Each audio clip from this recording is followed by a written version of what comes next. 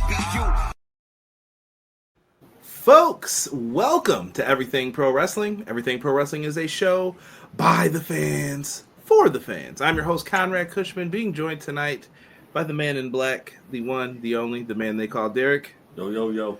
Also alongside with me is my co-host on Clash of the Podcast, which you can catch every Monday live at 6:05 Eastern Standard Time.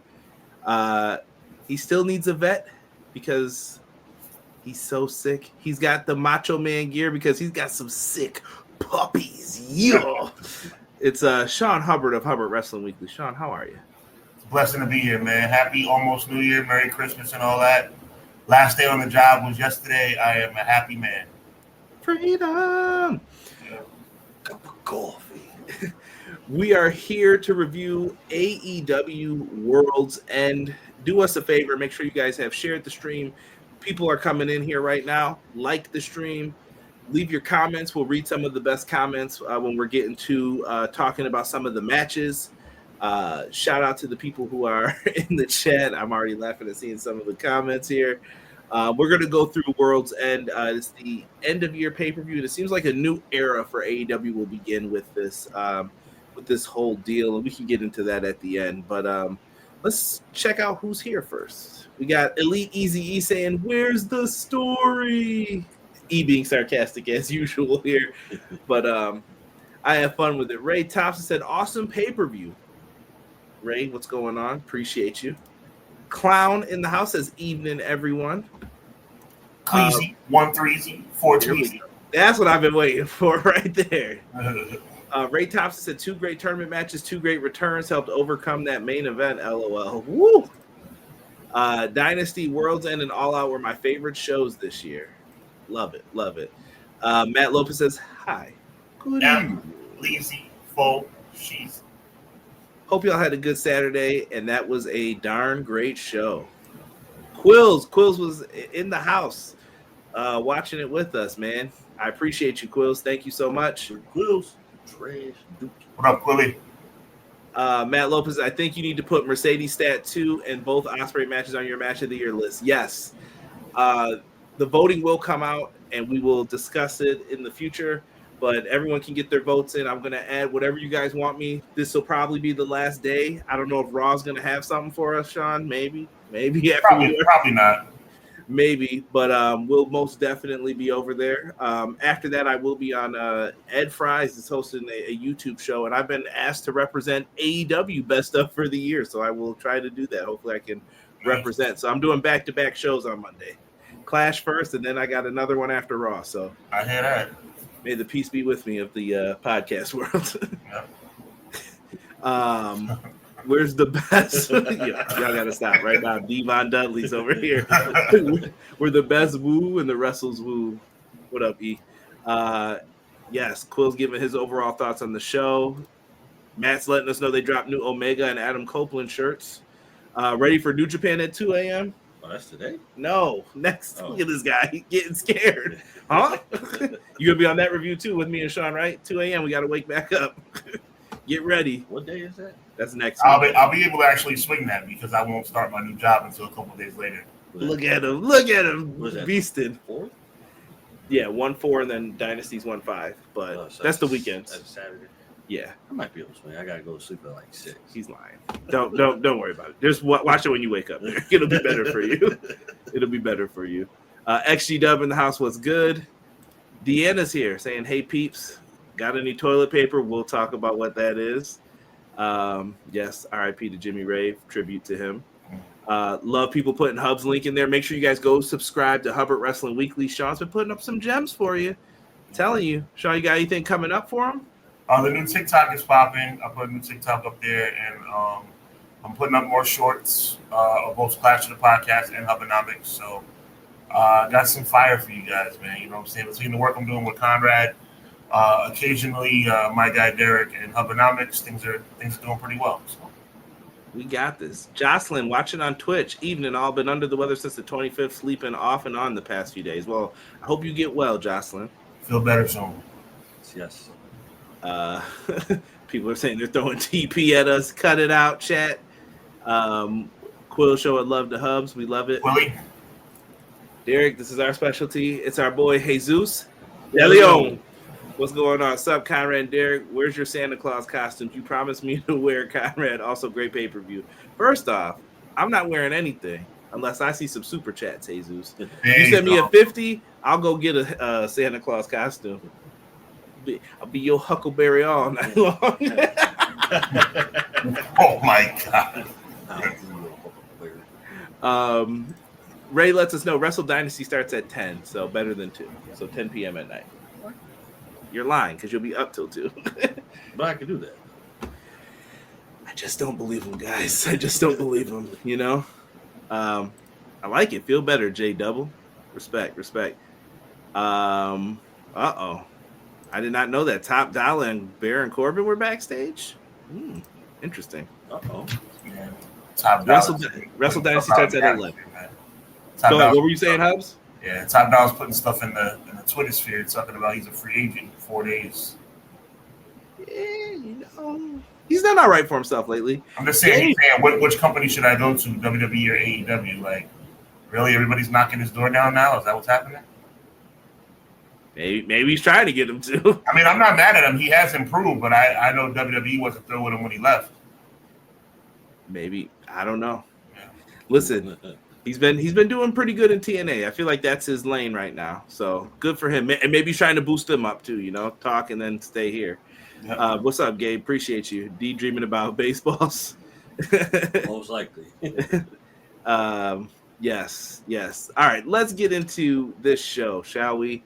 And also, really quick, want to pay tribute to Jack Stain, former NWA World Champion who passed away. I believe it was within the last couple of days. Just wanted to just have a moment for him here for a second. I know the NWA was hurt really bad by this loss, and I don't know if you guys want to say anything or if you know anything about Jack Stain, but RIP. I know that he meant a lot to the NWA wrestling fan community, so I just wanted to give him a moment. Sean, if you want to say anything, feel free. Yeah, of course. Just, an NWA lifer, someone who really put that brand on his back. It's another soldier lost. The wrestling community, unfortunately, goes through this from time to time. It never gets easy to deal with. It never gets easy to digest. So all I can say is, to be absent from the bodies, to be present with the Lord, Godspeed, and God bless his family. All right. With that said, let's get into the AEW World's End pay-per-view pre-show. We're going to start off with the 0 hour here, and then we'll talk about some things. It was hosted by Renee Paquette and RJ City. I really love the work that these two do. I don't think they get enough credit for the behind-the-scenes stuff that they do. I know sometimes it's easy to forget about it because it's like, they're just asking 1 or 2 questions, blah, blah, blah. But they help enhance characters and get them to talk more, do more things. So shout out to both of them. Sean, we also found out Revolution, Sunday, March 9th. It's happening. Los Angeles Crypto Arena. Should be a fun show. If you can see in the background there, I see a Hurt Business logo. I see Moxley on some of the boards there. Yeah, just, 2 days later, we're going to hear about how WWE's, running the forum down the street on the same night. Funny you say that. Tonight they were in Orlando right down the street. I know. That's why I'm saying what I'm saying, yes. And they released a Vault special at 8 p.m. Funny timing for an old ECW house show that they've had probably for years. Yep. But we digress. It's cool that they released that stuff. I'll leave it at that. We'll take the high road tonight. Let's get into this. Let's talk about the opener here. I really don't have a lot of notes for this stuff. The opener's the opener stuff, right? So we started off with, not that match. We started off with Toni Storm and Miss Layla Gray. Hello, how you doing? Fantastic. Toni Storm is still the rookie. She's a rookie. Everybody's getting into it now. They're chanting it. They're playing along with this. She got a win with a roll-up over Layla Gray, which is probably not how people expected that to go, but it plays into the story. Well, she's a rookie. You have to learn the fundamentals. That's right. Little Barry Horowitz never hurt anybody. There you go. That good old roll-up on Skip. Never saw it coming that day. I thought this was fine, though. It's progressing the story. I like what they're doing with Toni Storm still. I'm still invested in it. Yeah. It's how I want to say. I think Tony Storm's pulling the wool over the eyes here. I don't really think it's an amnesia act. I think it's or amnesia. I think it's an act of amnesia, and she knows what she wants. She knows what she's doing. She's just playing it off to us like, "Hey, I'm new."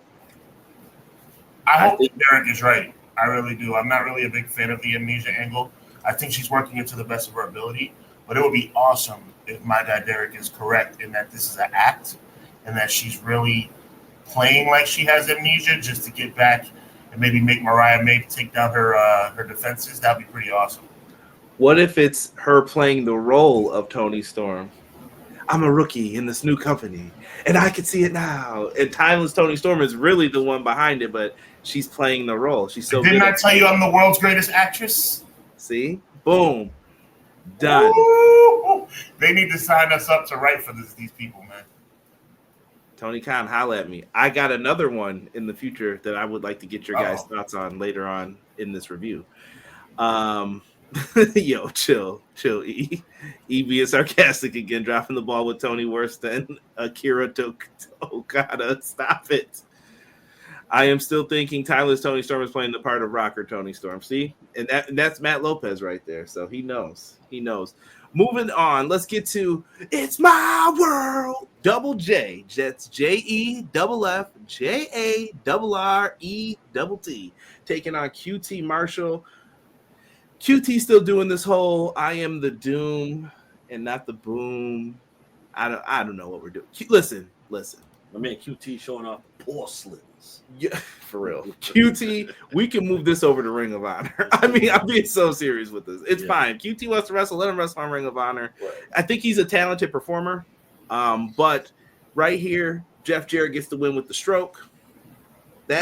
We move forward with the strut, and I'm keeping it moving through this. Sean, if you got anything to add, just real quick, I don't know what the distaste with Jeff Jarrett is. I know that, I mean, he was a promoter. He things were to his own interest in a lot of ways when he was running TNA. But Vern Gagne, McMahon, everybody does that when they're the owner of the company. So I never had a problem with Jeff Jarrett. Jeff Jarrett is entertaining. I still say he's the greatest singer, dancer, entertainer in the world today. And I have no problem with Double J. So hit it, boys. Well, yeah. Spending my day working hard on that song was fire, bro. I don't know what y'all like. Yo, that song was fire. Sean bought that CD back in the day, didn't he? You had. I did not buy the CD, but I did download it illegally. Turn the lights down low. Yo, that song was low-key fire, bro. Someone definitely wrote them some heat. They were like, "Here you go, have fun with that." No, this was fine though. I don't have an issue with Jeff Jarrett. I'm just like, what is Jeff Jarrett doing? What's the best way to utilize Jeff Jarrett in 2025? Mm-hmm. I don't know if that's in a tag team with Jay Lethal. I enjoyed when they were doing that. Jarrett as a singles, it's a little slower in there than it was. And listen, this ain't something fast, but find something for Jeff to do and figure out what we're doing with him. This felt weird, like out of place, like out of nowhere. I get it. He's getting older. I mean, that's what happens. Right. Deanna said nostalgia act could be. QT with the Macho Man robe he got from Wish. Chill. That's funny. T Ferg, I appreciate you, man. I saw your Layla Gray comment, and I fully agree. Moving into the final matchup here. That lady is a problem. Word. The Outrunners and Top Flight in an 8-man tag take on Leo Rush, Action Andretti, and Murder Machines. Listen, guys, we got to come up with a tag team name for Leo Rush and Action Andretti. I think the Moths would be great. It's playing off Leo Rush's thing, the man of the hour, the men of the hour. Boom, they go in. We're the Moths. They come out with those weird jackets looking like bugs with the glasses anyway. Go out there and do your thing. I actually enjoyed this match, though. I thought it was a lot of fun. It looks like they're trying to say, like, this is the new tag division. Okay, I'm trying to rock here with it a little bit. But Leo Rush gets the pin on Dante Martin. I don't know. They definitely stole the pen from Archer and Cage, and they didn't like that. So, yeah, little tag team tussle. This is one of the things they need to fix in 2025. You'll hear more on that on Clash this Monday, though. But, things that they could fix for sure. And that goes across all wrestling companies. Noah, NXT, Raw, SmackDown, wherever you want to be. AEW, Dynamite, Collision, the defunct Rampage, wherever you want to go. Fix them tag divisions. Figure it out. But I thought this was all right here. And then Private Party shows up afterwards. Private Party, man, we got to get them something to do that's meaningful here. Yeah. Just them being backstage and promoting the parties and what so-called arguments that they're having. It's just kind of like, right? Jesse, what's good? Don't come in here with that now. What up, Jess? All right. He said, just kidding. All right. Delayed Grats, what's good, man? Appreciate y'all. I was on another channel trashing the pay-per-view and a bunch of fake cinema fans. What's good, Delayed Grats? We appreciate you. Yeah, man. So Jeff Jarrett says he's going to make a career announcement on Dynamite. Sean, do you have any speculation as to what that could be? He might retire. And I'm cool with it. Look, at the end of the day, he ain't going out without a match, bro. He's a right. It might be a retirement match. Exactly. So, like I said, I think Jeff Jarrett's done good work all the way back from Mid-South, all the way back to USWA. I really do know my Jeff Jarrett history. So, to me, it's like, oh, he was a USWA champion because his father was the promoter. Shut up. Like, if your son was in the company, wouldn't you make him champion too? So, relax. Jerry says otherwise. Right. Depends. Oh, here he goes. Will never retire. Mm-hmm. Jeff versus Jay Lethal, please. You could. Did I? Woo! Maybe he's gonna do the tour thing too, where he says, "If I don't win a championship by the end of this year, I'm done." Well, you got to be careful with a tour when it comes to Jeff Jarrett, because even though I'm a fan of his and I respect him, I don't think a GOAT tour, I don't think he's quite worthy of that. I think people would get tired very quickly of a farewell tour for Jeff Jarrett. He's good, but he's not farewell tour worthy. What I'm saying is they could put that stip and then just run with it when they need it. Like, I guess you're right. Right, it wouldn't hurt. Jarrett match. I mean, I said, you're right. It wouldn't hurt anything. You're right. And he can still lose then too. Yeah, of course. Cray says this pay-per-view needs to end earlier. It's like a UFC pay-per-view. God dang, I'm pushing 40. Listen, we can't complain, man. The people in the UK up right now. You know how late it is for them? Yeah. Come on now. Well, if Jeff Jarrett is going to announce his retirement, I need that good old-fashioned song. He ain't coming out to that ever again. Them days are over. He'll announce it on Fight for the Fallen Wednesday, January 1st, Asheville, North Carolina. That is where they're going to have the first simulcast, the mother of all simulcasts as they're promoting it. There's nothing else going on. Nothing else going on. It'll be the last thing you watch on Wednesday.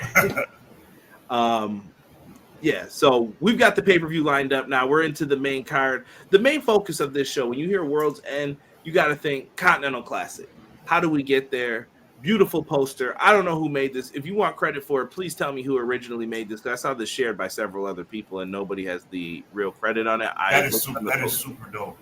This is very well done, though, for the Blue League and Gold League people as well, if you haven't realized. And yes, this tournament took a lot of twists, turns, and we're going to get into exactly how the Continental Classic played its role and what happened here. Opening contest, semifinal match. Will Ospreay going up against Kyle Fletcher. Bro, I don't have a lot to say for these matches, bro. Will and Kyle came in here. Will became bloody. This was an excellent opener, man. Like, I really don't have a lot to complain about. Will gets the win with the Styles Clash. A tribute to AJ Styles, bro. Thing of beauty. I like that he won with a different move than what we're used to seeing him win with. Yeah, it definitely changed the pace. Love to see these two wrestle together. It's always, do I want to say it? Cinema. He hates that word. Thesaurus. Thesaurus, people. No, this was a great match. Like, these two will always put on a show. Entertain us. You can't ask for anything more. And they're not done. Knotted up, 1-1. Sean, what did you think of the match? I mean, you couldn't paint it better with a paintbrush. That was an absolutely fantastic match. Two of the best in the world. Kyle Fletcher, every time he enters the ring, elevates himself a notch higher. I still will say Will Ospreay is the best in-ring performer in the world today, and tonight he proved it twice. That is a fact. And then immediately following up from that, you had to roll right into the man who's been catching heat everywhere. It was Kazuchika Okada and Ricochet. Sean, give me your early thoughts of this matchup as a whole. You can get into it all together. I know ball disrespect needs to stop for sure. For sure. This is the disrespect I talk about on a weekly basis that happens to ball people. We got ball chants now. He can't control that. He can't control that. What do you want him to do? Go to Turkey? That's a lot of money. I'm just waiting for somebody to talk about how he's not even the most entertaining person in his own household. You know, that's what I'm waiting, because somebody's going to take a shot at that eventually. Low blow. I predicted that I predicted that Ricochet would win the whole thing. So I was incorrect. I thought that they would kind of roll with this new heat that he's gotten. But, I mean, the match was phenomenal. I mean, you can't go wrong with Okada and Ricochet from a belt-to-belt standpoint. I've always said AEW, my guy Derek Conrad, is the best product in the business today, bell-to-bell. And tonight was just another example of that. Ricochet is phenomenal in the ring. I still think, even though he's done this heel turn, he's still kind of weak. He's telling the crowds, I'm winning! Like, all right, just relax, dude.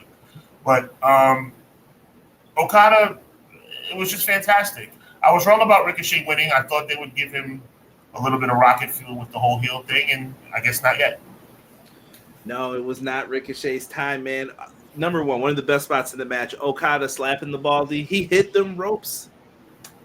Just a clean smack off of that bad boy. Hopefully he didn't get his hair cut today, because that one looked a little harsh. That did look harsh. Like I said, it was great. He fell victim, man, to the Rainmaker. No one kicks out of the Rainmaker. Even the intern understands that over here. Once you hear the Rainmaker's coming, it's over. That's just a short arm. If you use that logic, Jake Roberts should have been a 10-time WWE champion. Jake should have got it over like Okada had that power. It's a short arm clothesline, for God's sake. It's all I say that to say I think Okada is a fantastic professional wrestler, and I think it's a shame. I'm going on record right here on EPW. I think it's a shame that a man of that ilk of talent has a finisher that's a short arm clothesline. I'm being very genuine when I say that. It's a ripcord short arm clothesline. All right, but you know what I'm trying to say. The man is a professor in the ring. He's a technician, and like his finisher is a short arm. I will never understand that. Listen, it's all who throws it and how you do it. But I'll say this: best drop kick in the business, bro. It might be him, man. That drop kick was picture perfect tonight. It's top 2 or top 3, but I think AJ Styles. Well, AJ's out right now. That's what I was just about to say. With AJ being out, I might have to give it to him. Best drop kick. Orton's up there too, though. Orton's got a good drop kick. You know who had the best damn drop kick in the business? Bob Holly. Bob Holly had a good drop kick. Bob Holly did have a pretty good drop kick. Listen, he didn't have much else, but he had a good drop kick. Super random fact, bro. When I used to play like the N64 games, anytime I throw you into the ropes, press B, hit that drop kick, and you go down, I would press down on the little stick, and he would get up and do the "How do you like me now?" There's only one time I really enjoyed Bob Holly, and that's when they were in Mobile, Alabama. The pay-per-view was Armageddon, and Howard Finkel did him justice. He said, coming down the aisle from Mobile, Alabama, and the crowd went nuts. I was like, all right, Bob Holly got his justice in his hometown. Shout out to McKinney, who is listening to us on the ride home from the Uber, man. I hope you have fun tonight, man. Thank you for checking us out and rocking with us. AW pay-per-views go long, but they're worth your money. They're unlike other 5-match PLEs from Matt Lopez. Yes, rated FTR in the media scrum, and Dax just told folks to STFU about Copeland jumping off the cage nicely. That poster should be a shirt. Yeah. First, Jesse, here he comes. First of all, F tournaments, but I got to watch the semi and finals in one night. I'll allow it. They tell stories in them, man. First off, F tournaments in the clique you claim. West Side to be ride, gonna be quick with game. You claim to be ball, but I. Hey, there you go. Right, here we go. Facts, though, his lady is super talented. I love it. Play Kurt Angle's WWE theme when Ricochet came, so the crowd chants, "You're bald, you're bald." Yo, chill. Okada is top tier. He makes drop kicks look like 360 splashes. For real. Steven Chambers, what's good, man? Appreciate you. What up, Shane? Let's so we figured out who has moved on. We got the finals. It's gonna be Okada, Will Ospreay. I told Derek, get ready, strap in, because if you don't watch a lot of New Japan, you're gonna be in for something different here when we get to that match. Let's now jump into that from that to a street fight with Mariah May and Thunder Rosa. Thank you for rolling the R. And this I thought was it was a lot of fun until you got to like the finish, and you were like, "Oh, that dirty heel, that dirty heel." I had fun with this one. You had Mariah spitting tequila on Thunder Rosa, a pinata filled with thumbtacks. Who wouldn't get mad at that? Tequila sunrise. Thunder Rosa used her dad's cane. Her dad never got that cane back, I don't think, either. No, when looking at this. No, because Thunder Rosa never gave it back to him either. Come on, someone think of Pops here, man. And oh wait, we didn't talk about what happened to Ricochet. Oh, yeah. Well, I'll go back to Ricochet here in 1 second because it was a sad day for Ricochet. Mariah May threw dirt into Thunder Rosa's eyes, pile drove her through a table from the graveyard. So that was some heavy dirt. Yes. down goes Thunder Rosa for the win. Sean, anything on that? Not much on the match because I think we all predicted Mariah May would win. But my question is, Mariah May turning into the forever AEW Women's Champion? Like, her run is starting to become pretty lengthy. No, I think we know where the run's going. I think it's notice where they build Tony Storm from in the pre-show. You guys did it. Pay attention. That's all I'm saying is that I don't know how confident I am the way this thing is going that when they do fight again, that Tony Storm's going to win. We'll see. I think it's Grand Slam time. We'll just say is when I think it happens. Grand Slam. They're not really promoting that like a pay-per-view. Grand Slam in a city that Grand Slams don't take place. Gotcha. Why are they in a tennis stadium with only 4,000 people in it? I'm just saying you can't have a Grand Slam show at a place that doesn't really hold a Grand Slam. They screwed it up with Australia, darn it. I'm mad. Listen, they had to... Australia. Oh, I botched too. I could have swore I uploaded this, but I probably didn't. Going back to Ricochet. After Ricochet lost, Swerve made a promise to him, Derek, and he said, "I'm going to embarrass you if you lose this match." And Swerve came out. I think, did he call him Twicochet? Twerkochet, something. He says Tricochet. He said something disrespectful to him. Called this man Trevor. Called him his real government name, and they brought out toilet paper, bro. Toilet paper. Sean, paint the picture for the people of what happened to Ricochet here. Ricochet standing in the ring. Obviously, we've seen the clips, with him and Hammerstein and things of that nature. And he pretty much embraced it. He was like, "Oh, you're throwing toilet paper at me. I'll throw it back. No big deal. Doesn't bother me." But tonight, it bothered him. Ricochet standing in the middle of the ring. He looks like a lovesick puppy. He looks like he's about to cry as Swerve is just ripping him to shreds. He calls out Prince Nana because at first I was depressed because there was no Prince Nana. But Prince Nana had an assignment tonight. He comes out with a wheelbarrow full of toilet paper, hands it to the ringsiders, and the way that you would normally throw streamers, they threw the toilet paper, and it landed on Ricochet oh so perfectly to the point where he's standing there with his head down, his lip poked out, and looking like he's the most embarrassed person in Orlando, Florida. It was epic. I will say the way that the toilet paper landed around his neck, that was phenomenal. That was the happiest accident ever. That was great. Matt Lopez calling this man 2-ply Scorpio. We need to stop this right now. We need to stop this.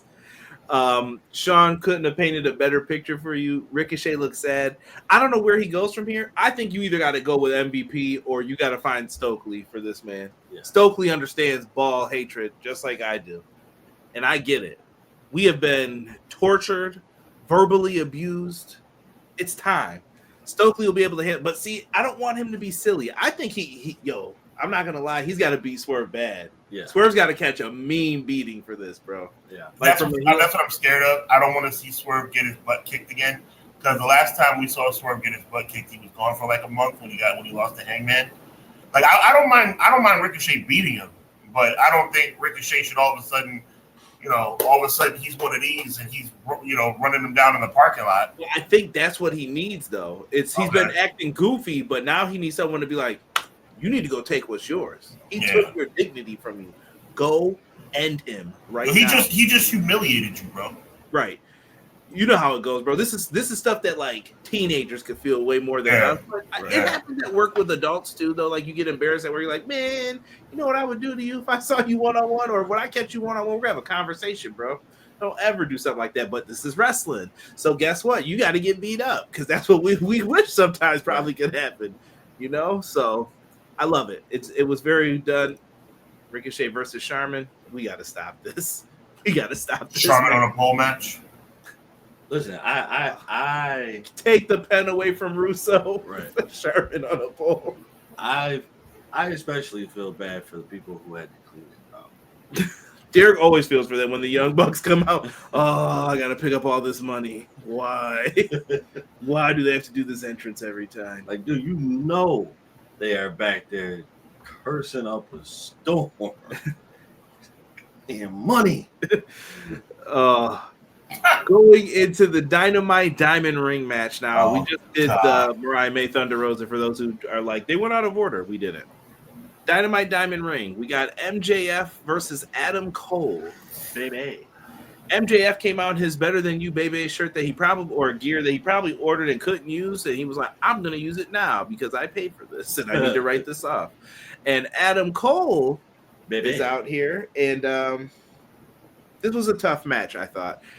Sean knows. I feel like nobody cares about this at this point, and they kind of just want it to end. It's about the Dynamite Diamond Ring. MJF has never lost it. At this point, they should just retire it and let him have it. We don't care. Yeah. Let it just be part of his gimmick that he has the ring. I get it that it works for someone. No one else really needs that right now. No, it's not necessary. This goes back to what me and Sean were saying with the DDP thing. Like, you don't need 18 gimmicks. We get it. You're the guy with the ring. You got the ring. It's yours forever. You are forever in AEW's history. I don't think the match was bad though. Like, I don't have really a bad thing to say about it. I just felt people weren't into it. I don't think it was a bad match. I think I agree. I think people are over it now because we had it. I don't want to say it was a debacle because it wasn't a debacle. It was just bad situations created bad timing, and the way that things should have happened with them didn't happen with them. So now everybody's like, okay, well, this was underwhelming because we know exactly what it is. We know who's who and what's happening. Let's be done with this so we can move on from it. They tried their darndest to make sense of it. Sean, what did you make of this match? I mean, we haven't gotten into what happened, but I mean, it was a technically sound match. You got two of the best in the world at grappling in the ring, right? They try to make the story make sense. Like, MJF's the bad guy, Adam Cole's the good guy, but the fans were taking their sides, and it was more cheers for MJF than it was for Adam Cole. And the thing that I thought was the most embarrassing of the night, the Undisputed Kingdom reunion, there was virtually no crowd reaction. It was embarrassing. And we've always talked about this, guys. There are 3 different reactions you can have in pro wrestling: cheers, boos, or silence. When the Undisputed Era got back together, Undisputed Kingdom got back together, it was virtual silence. It was embarrassing. I felt more boos when he. So basically, MJF gets the win. There was a lot of garbagery with. He fakes like he ran into the stairs. The refs booting them out. Then they tried to help Cole by interfering again, even though they're being booted out. Whatever. He takes the ring. MJF low blows him. Heat Seeker. He gets the pin. Afterwards, Kyle O'Reilly and Roddy make the save. They're out there. Basically, it's the Undisputed Era reunite. And he puts the ring on him. I heard boos, but then they did cheer a little bit when they hugged. Yeah. But then Bennett and Taven came in. It was like, oh, well, this is awkward. So what happens here? Like, to me, Bennett and Taven, They could be Ring of Honor guys unless you got something for them in the AEW tag division. And then these three could be a trio act if you want to do so. If we're still trying to do something with the trios titles, I don't know.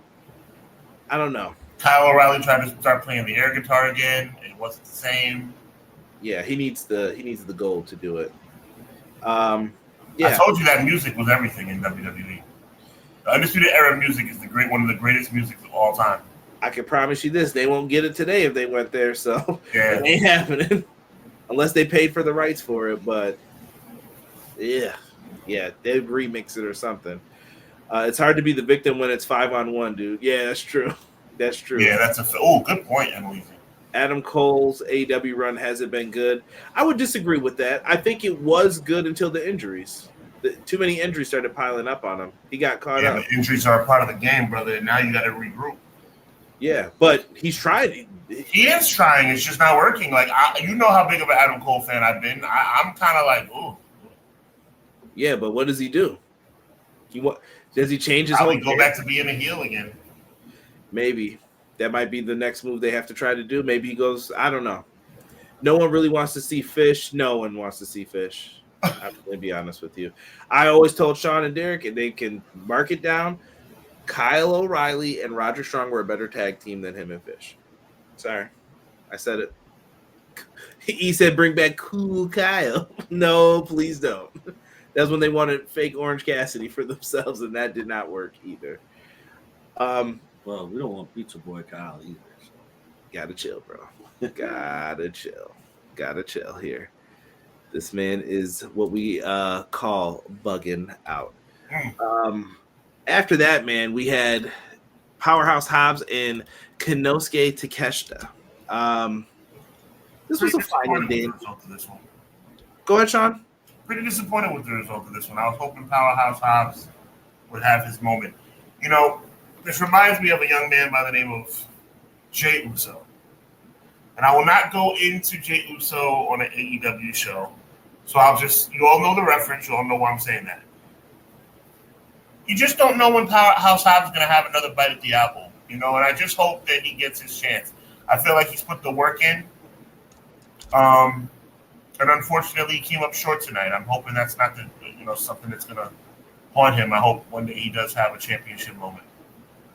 Yeah, I mean, I'm not thinking all hope's lost for Powerhouse Hobbs, but they could. Something's there, man. Something's most definitely there. I just think tonight couldn't be the night, and I'll explain why in a couple matches, I promise, as to why I wouldn't have done it tonight either. But I think he's going to be fine. The hard part with Hobbs is there's always like, oh, there's this guy too, there's that guy. There's so many people vying for that spot, and it's becoming tougher, and people are like, less championships, less opportunities as well then for people. So then I don't want to hear so-and-so never got to be champion because that's what happens. Go back to Sean's examples of the 80s. That's what happened to Jake the Snake, Ted DiBiase, Mr. Perfect, Roddy Piper. And Roddy, and some of them did get to be Intercontinental tag champs, but what I'm saying is there was no singles championship for some of them. Like, no, not happening. So that makes it tough. Takeshita ended up getting the win here. Hobbs did something I was baffled by. Why did he take the knee brace off? It was kind of like, you twist your ankle in basketball, never take the shoe off. He takes off the knee brace, and then he became worse. Like, why did he do that? Right. Weird. Babyface syndrome stuff. Like I said. Yeah, he made it seem like it was like a hindrance. But I'm like, that's kind of what saved you throughout the match, all the way through up until now. Yeah.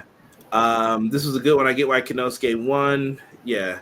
He also has the match with Shingo coming up, too. I was going to bring that up at the end. But, yeah, most definitely. It was going to be difficult here. I want Hobbs with the Hurt Syndicate or with Swerve. You could do that as well. If they're not calling up EJ, I mean, why not? Am I right? Or what do you guys think? Is Hobbs better off as like, he felt like Lex Luger tonight, if that makes any sense. Yeah, I agree with that. I get where you're going with that. Yeah, I mean, is that how you book them? Like, do you keep them babyface? Because you can't keep flip-flopping on people, too. Like, it can't be... I think Ferg has a good idea. I'd probably lean more towards Swerve. Swerve is going to eventually need some backup, right? Especially if Ricochet joins the Hurt Syndicate. I think having Hobbs maintain his face status and joining up with Swerve and being Swerve's heavy, I think that would work. It's definitely interesting. Guys, I'm trying to scramble here because Big Hobby cool. you could do something with Hobbs. Like I said, I'm not writing him off just yet. Just give him some time. Where he fits in, I don't know, because I see a lot of the title pictures locked up for a little bit. Mark Briscoe challenged Daniel Garcia on the pre-show. Shelton Benjamin's gunning after Daniel Garcia. They look like they've got who they want in those title pictures. Where does Hobbs go from here? Tag division's wide open. It is. Good. I just don't know where you fit Hobbs into it, and we'll have to figure it out. Jumping back into the main card here, how is this match not in here? I'm very disappointed in whatever I did here. We're going to, up here in this corner, Mercedes Mone, Kris Statlander. Yo, whoever says Mercedes Mone in-ring ain't doing it, I'm going to disagree with you. Yeah. There's no way you're going to tell me that. She crushed again, bro. She did. She definitely did. It's the same old song and dance here. I had fun with this one. Minus that stupid 9 count spot. We got to stop doing this, guys. They do that too much. All of them do. Every company, bro. Yeah. Every company's a victim of this. I do not care about that 9 count spot. Like you're like unconscious at 9 and then you wake up and jump in just before 10. Yeah. Too much. It works once in a blue moon if you do it, not every time. Yeah. Very, very, very far and few in between is where this needs to be. I appreciate the pettiness of having Mercedes kick out of a package pile driver. I love it. Yeah, tough over here. Then we get Mercedes putting her boot in the ring. I like that when she ripped the. So everyone was like, "Oh, was that an accident? Was that an error?" No, they did that on purpose so that she could get her boot in there. She has to take her boot out. Listen, they watched a lot of Kurt Angle, Eddie Guerrero, and Brock Lesnar matches between the three. I could tell in this match. There were F5s, boot stuck, ankle locks, rolled through the ankle locks. It worked very well in this. Mercedes she did a sit-out tombstone on the apron. Bugging. They were bugging. It was safe, but gotta be careful, man. Yeah. So she does that. Afterwards, that's where Statlander runs it at the count of 9. Mercedes hits this cradle, bro. I don't know how to describe it, but she got underneath the arms, and then it was like a crucifix style pen, we'll say, but she hooked the bad leg with the sock and held it down. I was like, oh, there's no way she could get out of that. And it was like perfect 1, 2, 3. I loved it. I was like, wow, heels looking like geniuses out here. Respect. And I thought it was great. Yeah. Mercedes is a top 10, probably top 5 talent in the female world division right now. Maybe even top 2 or 3. But if I ever see Kris Statlander in a high-profile match again, I am so sick of her. She is the definition of mid. I am so unimpressed by her. Oh, my God. Like, seeing her, first of all, I've said it before, I'll say it again. Derek, you let me know your thoughts on this. Her being the one to take the title off of Jade Cargill made me sick. I was absolutely disgusted. There were so many better options. I understand that Jade was leaving. Having it be Statlander was disgusting. Statlander has been having some phenomenal matches with Mercedes, but she doesn't have it as it relates to character. Her character is buns. Her character is boring. Her character makes me fall asleep. Her character makes me cheer for Mercedes Mone to never lose the title to her because I do not want to see Kris Statlander with a title around her waist. She is a boring. I'm not a fan at all. Mm-hmm. Okay, so I see where you're coming from. I definitely see where you're coming from. I would say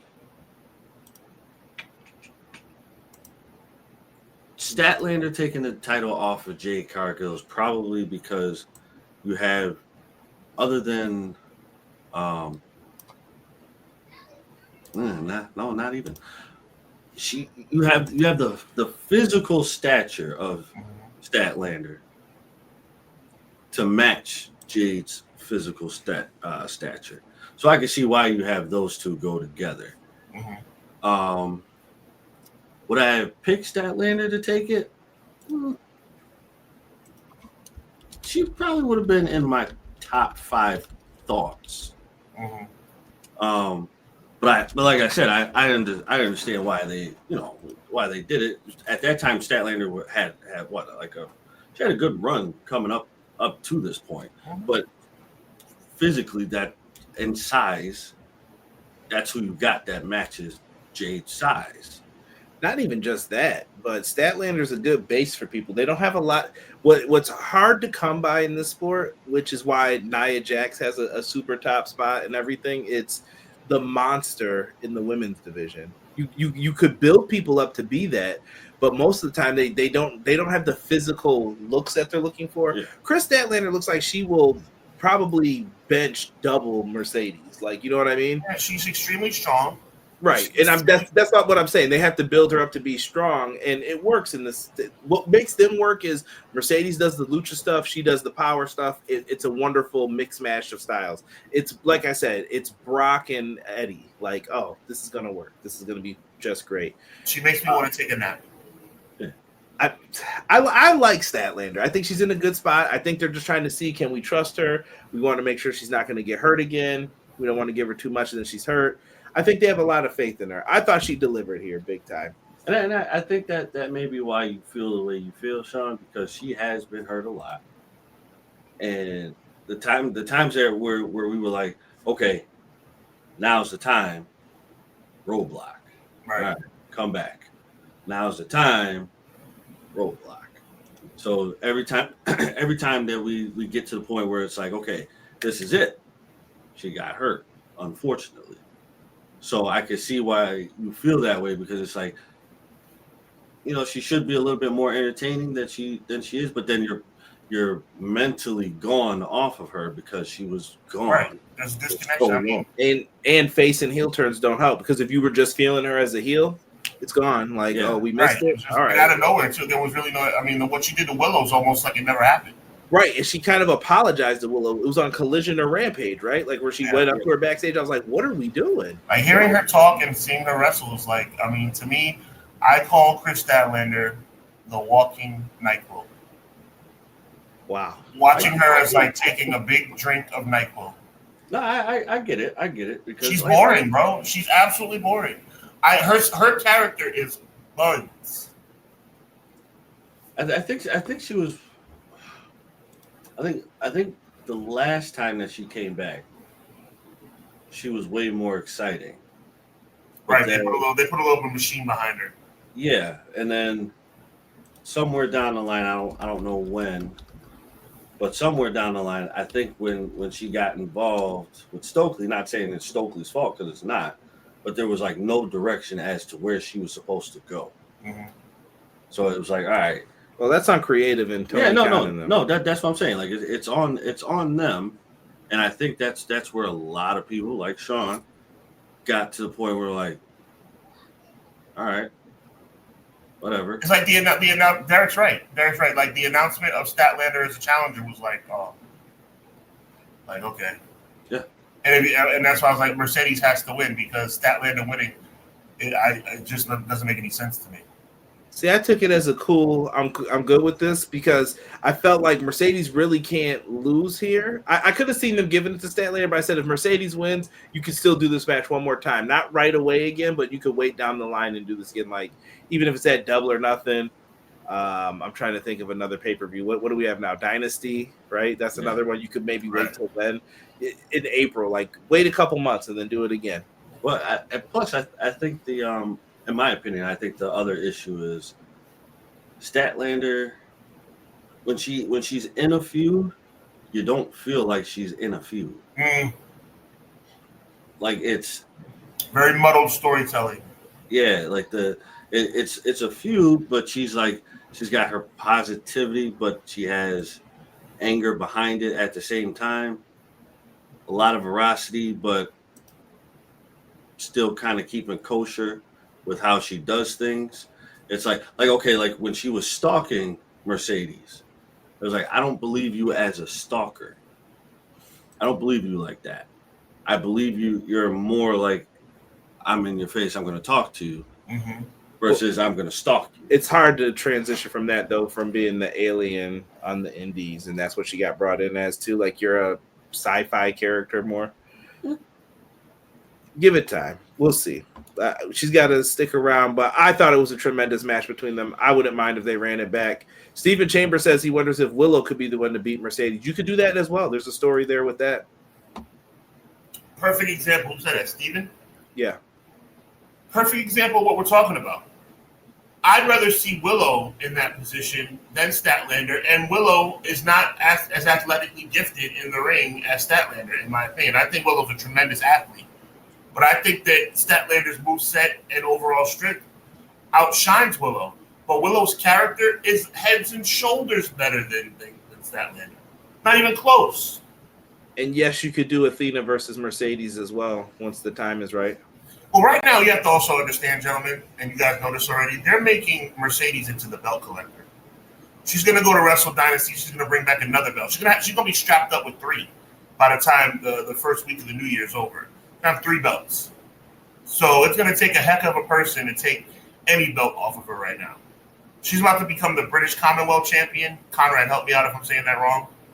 That might be the name of the title. It's the Rev Pro British Women's Championship. Yeah, she's going to become the British Women's Champion, and she's going to and she already has the Strong Championship, and she's the TBS champion. There's only one way to go from here, and I'm wondering when that's going to be. Is she going to be Storm from WCW, and she's going to take all 3 belts into a world title match against Mariah May?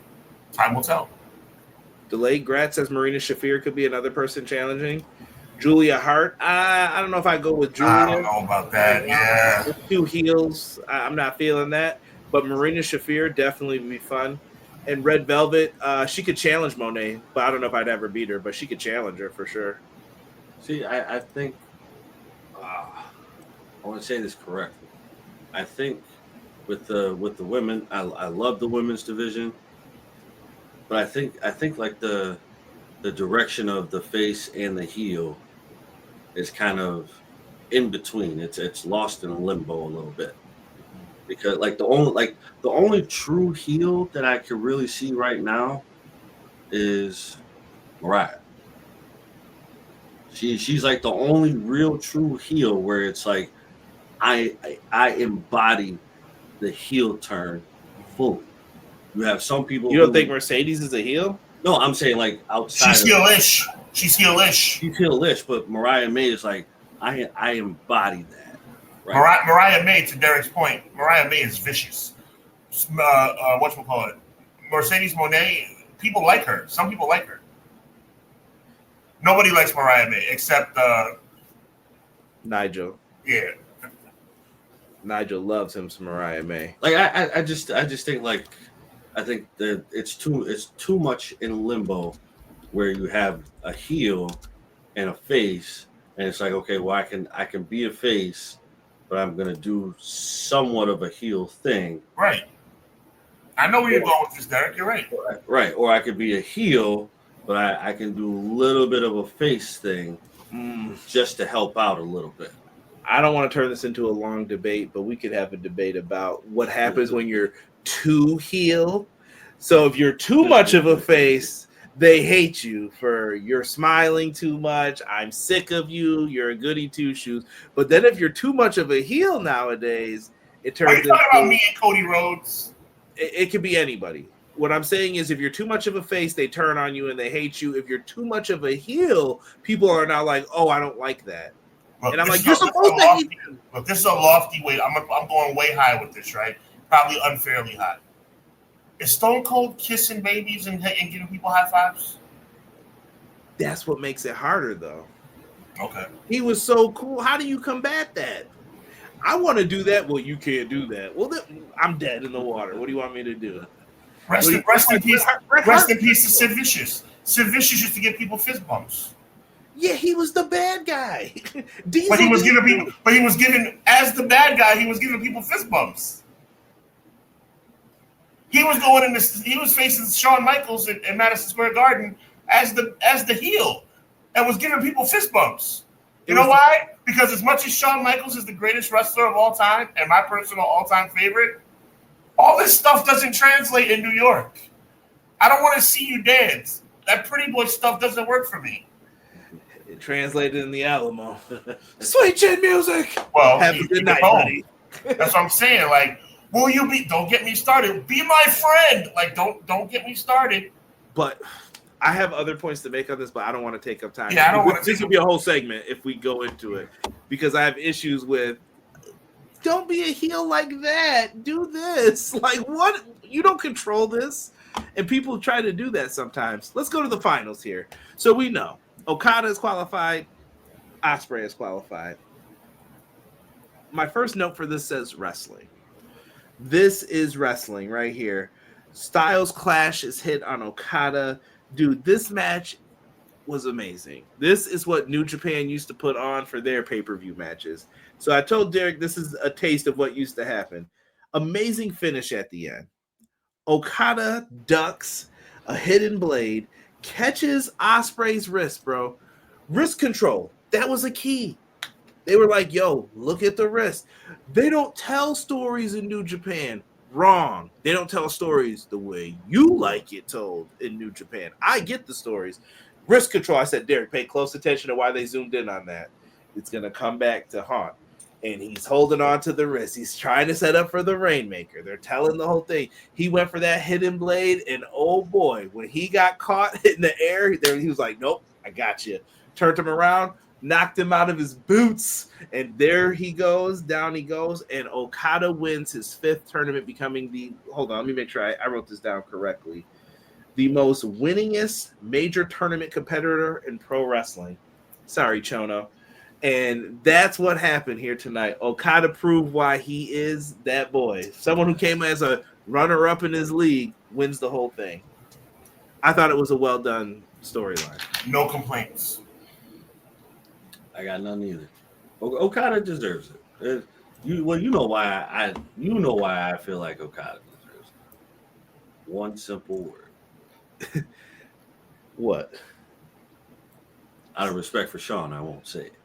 That's what I like to hear. Okada Ospreay so freaking awesome. Yeah. I'm like I said, you guys were telling me to throw that on there. I'll probably throw that on, and then I'll have that all set up either today or by Monday at the latest for the what's it called, for the EPW awards at the end of the year. I'll have to watch Kyle Ospreay. You need to watch all the tournament matches, Jocelyn. I'm telling you, they were all good. That Styles Clash worked on your boy Kyle. Okada kicked out, right? Boost Mobile, what's good? Enjoy your show, gentlemen. We'll tune in the next one. Your discussions are quite interesting opinions. Thank you. Thank you for being here.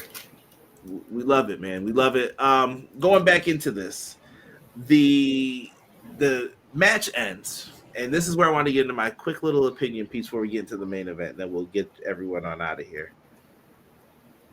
Christopher Daniels comes out. He says, I can't give you the championship because I'm not an EVP. Out comes Curry, man. I'm kidding. I wish. Curry, man. Good AJY. No, Kenny Omega comes out. I can't believe Kenny Omega returned in AEW before New Japan. Remember all those people complaining? Shut up. I hate wrestling fans sometimes complaining about stuff that hasn't even happened yet. He's got time. So Kenny comes back and he hands him the championship. No words were spoken. Not a single word. Maybe this is like Triple H and The Undertaker at WrestleMania. Not a word had to be uttered because you knew. Yo, you are just exuding sarcasm. Absolutely. And no words had to be spoken for this because just like in that situation, you already know. And let me paint the picture. Derek has heard this. Sean, I want you to hear it. Here's my fantasy booking of the night. What if we get Kenny Omega to win the international championship from someone who he's had beef with that he hasn't beaten yet? Konosuke Takeshita. That's why he had to keep the title. Konosuke walks around with the championship. Kenny wins it. Doesn't have to be right away. Could be at Wrestle Dynasty. Let him get some good wins under his belt. And then, I want to challenge you for that championship, son. Here we go. One Wing Angel. Kenny's got the belt. It could even be a double or nothing. What is happening in July? All in. The big stadium show. They're not moving any tickets. You know what'll move tickets? If at least the fans are the same. Goosebumps right now. Kenny Omega, Okada, title unification match. The international. Oh my goodness, the goosebumps are. Am I lying, Derek? No. Am I lying? Oh. They're there. Unification match. The international championship, continental championship will merge and become one. Whatever you want to call it. The intercontinental title, maybe. I wish they would do that. Yo, that would be a put them slap together. Tony Khan, holla at your boys over here. You put them together. Tell me that match is not stadium worthy. The first time on U.S. soil. This is how I'm writing it. First time. Oh, you're killing it right now, Conrad. I'm giving it to you. Kazuchika Okada, 2 championships, unification match. There must be a winner. We must have one champion. This is how you do it. No interference, no BS, no frills. They got all the time in the world. Or you even say 60 minutes. You don't even have to put something on it. You can even have them go 60 and say, no, there will be a winner. Tony Khan can come out and say, like, there will be a winner right now. Ring that bell. And you could go into it. The match will be fire. I'm telling you. I think what you just mapped out would be absolutely phenomenal. And I think if they called the Intercontinental Champion, that would make me so happy. Does WWE have a lock on that? They can call it the Intercontinental title if they want it. Right? Yeah, I don't think WWE has a lock on that. Yeah, they can call it the AEW Intercontinental title. Because I'm not going to lie, like, international and continental, you put them together. It's Intercontinental. Yeah. I have to say, that was a well-painted Bob Ross. Good job, Conrad. I'm impressed, man. That was really good. Thank you, E. By God, they're not even talking. Yo, shout out to my guy, Delayed Gratz. I appreciate you, man. Deanna says take her money, man. You did good with that storyline, bro. Right? The image of Okada, Texas background. This is the only time in this world that needed to be used. Oh, come on with the cinema. No Okada at Wrestle Dynasty or Wrestle Kingdom. Is he banned from Japan? No, I think they're just trying to figure out how to move on without him. Because you're not going to be able to lean on that every time. Yeah, Kenny Okada sounds like a good match, but where's the story? The story can be told through the New Japan side. You could lead up to it with, I would be showing their old matches on Max. Of course. If Max is ready by then. Unfinished business. Here's Kenny's first try at Wrestle Kingdom. Guess what happened? Whammo! He lost because you ain't messing with Okada. What happened the second time? Oh, I can't do this. It's a draw. And then what happened the final time? Sorry, son. One Wing Angel, game over. I'm not going to cap, though. That story tells itself. It's beauty. It is beauty. I'm not going to lie, though. It also is cinema. I know you don't like that word. What you just described, that's cinema. And that's good cinema. We'll work on this, folks. We'll work on this. Stop doing that, dude. I don't put my sunglasses on for that. That was absolutely. I don't put my. This is to show respect. That was fantastic. That was like, these are like my 3D glasses in the movie theater. That was fantastic. Oh, it's nice. Yeah, man. Good job. Main event time. AEW World Championship. John Moxley, Hangman Page, Orange Cassidy, Jay White. Don't have a lot of notes on this. Moxley got stomped out. Death Riders kept trying to interfere. Christian Cage and the Patriarchy were shown. Even Hook was shown during this. We had 2 ref bumps in this. Jay White finally caught Marina Shafir. I know Rob was happy. He was like, yes, finally. Finally, someone was like, yo. Me too. In this. Yeah. This is wrestling. I don't advocate men hitting women in real life, but in wrestling, Stone Cold Stunner to China, Switchblade to the girl tonight. I'm happy about it. Listen, nobody worse than Randy Orton. Oh yeah, RKO to Nia Jax. I love it. Oh, Conrad, would you stop it? Folks, we here at Everything Pro Wrestling do not advocate for any of this. Someone's got to be professional, darn it. The Rock giving the rock bottom to Stephanie McMahon. Countless times it happened during my childhood. Yo, wait, hold on. Get E's thing up there. Which one? Like, Absolutely. Gotta get that Bob Ross style going. Them happy little trees, all right. I love it. Right? She deserved that Blade Runner. Jeez Louise. She did. She's been skating by without getting touched for so long. In the world of pro wrestling, all bets are off, man. Yo, E said, just don't ask her to bake no biscuits. The hammer of justice is unisex. Jeez Louise. In real life, no. But in wrestling, to handle. You want to step in the ring? Let's go. Right. Yeah, Sami Callihan did do that to Tessa. We do not want to even speak about her on here, though. Yeah, so we don't speak about her, but yeah. Yeah, we're done with her. Jay White eventually gets caught. All the shenanigans catch up to him, and after a running knee, Moxley hits his double arm DDT. He gets the dub. They did the sad Earl Hebner count. That one always breaks my heart when it's the slow 1. Kick out, please. 2. I'm like, please kick out. It just reminds me of Sid beating Sean in the garden. Like, please kick out. 96. Sean. Yep. 3. The slow count, your heart breaks into a million pieces, and people love to watch it happen. Yep. Afterwards, here come FTR, and I'm like, we're ending a pay-per-view with FTR. They actually looked revitalized though after taking a little bit of time away, missed me a little bit. And then when the lights went out and the graphic popped up, rated FTR on this day, I see clearly. Derek's the only one who popped, and I popped too. Rob was not happy. Adam Copeland came out. They hit spears. They beat them up. It looks like we got a match made for Dynamite Fight for the Fallen. I love it. Cool, great. Rated FTR versus Death Riders. It works for me, and that's how we went off the air. I predicted Edge would be back, but it didn't happen the way I wanted Edge for it to happen. I wanted Edge and MJF to join forces. I mean, Edge and Moxley to join forces. Still time. I wanted Edge to be the higher power. Quills did mention. Did you notice that he came out the other tunnel that FTR did? I did notice that, but obviously it played out in the wrong direction. Is that a play towards later with Christian, or is that a play? Maybe so. Yeah, I don't know. Christian looked upset too when he saw him. He's like, "Oh, he's stealing my thunder. Tired of this dude always showing up." Mox versus Cope at Revolution. I could see that happening for sure. But overall, gentlemen, let's put a bow on this. It's late. We all want to get to bed. We got Clash on Monday, 6:05 Eastern Standard Time. Y'all better be there. Yes, sir. We're going to talk about our 2025 predictions, go over last year's, and we're going to talk a lot of wrestling news and have some fun, man. And then the week after that, me and Hubs going live for Netflix Raw. So we'll be up here. Derek, if Derek shows up, I'm putting Derek on camera too. He might have to listen with the earphone because we can't have all that going on. You know what I mean?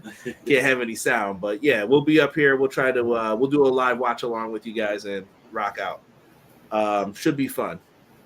With that being said, by the way, Hubs, I got the graphic. Remind me to send that to you sometime this week. I worked on one. I'm like, I don't know if this is good enough. Let me see what he All right, sounds good. So, what do we say overall for this pay-per-view? I mean, we talked about it before, Derek. Sean, what do you think? I'll give it a nice 7.5 out of 10. I'm going B. I'll say B for 11. Oh, okay. In that case, I'm giving it a strong B-. Okay. I got a B. B. It's all good, man. I love it. They did better than last time. What about 3-hour SmackDown? Wow.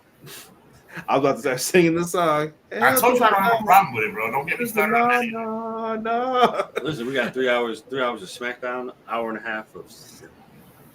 After what I saw of SmackDown this week, I'm good. I am good on that. But yeah, I really, really thought that this was a good show. Like, I don't want people to think my B is disrespectful. My B is it was good. Yeah, there were parts that you could get down about, understandably, sure. But for the most part, I really enjoyed this show. Yeah, this was good. Could have been better, yes, but why would we nitpick about things? Yeah, like, oh, did you want Swerve on there? Sure. Did you want Garcia? I could see that. Briscoe, Shelton, where's the Hurt Syndicate? I think that when you have a full roster, though, like, you can't get everybody. Yeah. And that's fine. I was glad that we kind of pumped the brakes on the pre-show matches and everything, too, and you got some different people featured. I don't know if you agree with that, Sean, but that's where we're at. It's all right. I mean, like I said, a B- was good because last time I gave it like a C-. Like last pay-per-view was awful. Well, it's an improvement for you. For me, it's kind of a little drop, but still steady. Still steady. I like I said, you can't go wrong with the Continental Classic matches here. That's the real gems of this show. Well, for me, I think it's good because of the Continental Classic matches. Those are what saved it. I wouldn't even say saved it. I love Mercedes and Statlander. I thought that was good. The 4-way, I was kind of like, you shouldn't be like that for the main event where you're like, you know what I mean? Well, the pay-per-view, when the main event was announced, I was like, nah. Yeah, like you were just kind of like, for some of it. I get it. But I'm happy with it. I hope that we see some good things with the state of AEW going into 2025. Like I said, these new broadcasts are going to be happening.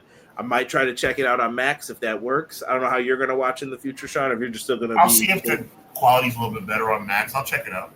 Yeah, I hope it's good. They're going to have pay-per-views on there eventually. I think that's where we're going to have to watch Grand Slam, if that's my guess. Like, that could be their first, like, trial, free. Like, Grand Slam in the wrong city? Yeah. Yep. This guy. Burial. Just a burial. You can't, Derek, you're a sports guy. You can't call Arthur Ashe Stadium, they got it right, because they hold the U.S. Open in Arthur Ashe Stadium. They got it wrong for Australia. Where they're going in Australia is not where they hold the Australian Open. So how is it Grand Slam? Call it something else. Yeah. If you're not, see, Derek understands. Yeah, if you're not holding it there. Well, Derek, guess what? The banners are already made. So guess well, that's what I think the problem is. They were like, oh, well, we're calling it Grand Slam. We can't make any changes now. Sean's like, forget all that money we spent on the ring. Aprons burn them. Well, don't call it Grand Slam, you freaking moron. Well, they thought they could sell it out. Everyone said that was a bad idea, but I'm looking forward to it. Depending on when it is, we'll see if we're going to be able to set up a review. If not, me and Sean will review it on Clash like we usually do. So stay tuned in for that. 6:05, we got that coming up. Sean, you don't have anything coming up before Monday, right? No. Derek? I just had to ask this out of respect. But for myself, I'm just saying, Derek never does anything extra. Oh, no, Derek did want to do the Christmas movie tier list. He said this way too late. Derek, you might have to save that for next year. I did. You know what? Let's change that. We're going to change that. We're going to get a movie love movie list for February. Nah, bro. Nah. See? Get in touch with your softer side, Derek. Nah, bro. I got 2 girls. I'm not doing that, bro. Let's do chat. I need everybody to comment. Everybody. Let's do from January 1st up until now top tier movies of 2024. I'm going to put Mufasa in there. That's fine. There we go. That's fine. I'm gonna go Bad Boys. I'm gonna go Bad Boys for life. I haven't seen it yet. I'm really behind on movies. I haven't even seen the Deadpool Wolverine stuff. Listen, if you guys want to do the top tier movies of 2024, please comment below. Let me know, and I will create a bracket. All right, you heard him, right? Nice. Remember this: if you get let down, y'all blame Derek, not Conrad, not Sean. All right? Bad Boys is on Netflix. I have to check it out. If I always say that and I fall asleep. Dude, I watched Gremlins with my kid the other day, or the intern, excuse me. that music is great. Gizmo, what are you doing? My son's like, you can't get them wet, right? That's right. Listen, we're out of here. This is the World's End pay-per-view review. We'll be back next time. Catch me and Sean this Monday. Fabulous show. It's going to be a lot of fun. You're going to want to be there. You better have your predictions ready because we got our... I'm going to email you my predictions tomorrow after church. By the way, I have church at 7 a.m., so... Whenever. You could do it even after the show if you run behind. But yeah, we got this. We're going to have fun on that show tomorrow. Me and Derek will be live Wednesday for the first Mother of All simulcast on Dynamite. We are out. Thank you guys for listening to this review. We will catch you guys on the next one. Peace.